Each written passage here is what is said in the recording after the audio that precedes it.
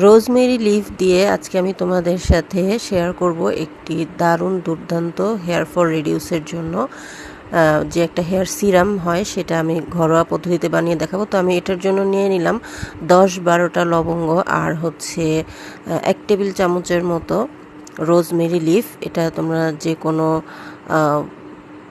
Online page থেকেও নিতে পারো বা বাইরে মুদির দোকানেও পাওয়া যায়।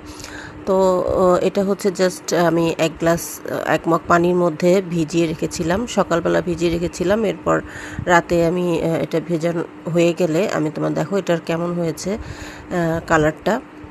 এটা তোমরা সারা রাত ভিজিয়ে সকালেও ইউজ করতে পারো। তো আমি যেহেতু সকালে ভিজিয়েছি তো রাতের বেলা দেখো এই অবস্থা।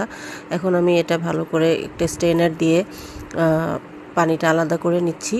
যে সিরামটা তৈরি হয়েছে দেখো কালারটা এমন হয়েছে। তো আমি ছোট ছোট বোতলে এগুলা স্টোর করে নিব। তো যখন যেটা ইউজ করব তখন হচ্ছে আমি একটা বোতল বের করে নিব আর বাকিগুলো ফ্রিজে রেখে দিব। তো কিভাবে এটা ইউজ করতে হবে আমি তোমাদেরকে ওটা দেখিয়ে দিচ্ছি। মাথার চুলের যে সিঁথি, ছোট ছোট সিঁথি কেটে কেটে স্কাল্পে ভালো করে সিরামটা অ্যাপ্লাই করতে হবে। আঙ্গুলের মাথা দিয়ে ভালো করে স্কাল্পের এরকম মাসাজ করে করে অ্যাপ্লাই করে গোসলের 1 ঘন্টা আগে রেখে মাসাজ করে নিতে পারো। এতে অনেক ভালো হবে, চুলের গোড়াটা শক্ত হবে, চুল পড়াটা রিডিউস হবে আর খুশকিও দূর হয়ে যাবে। আমরা জানি রোজমেরি আমাদের হেয়ারের জন্য অনেক ভালো। তো এইভাবে অ্যাপ্লাই করে নিতে পারো ঘরোয়া পদ্ধতিতে, একদম সহজ আর টাকা পয়সাও খুব বেশি খরচ হবে না।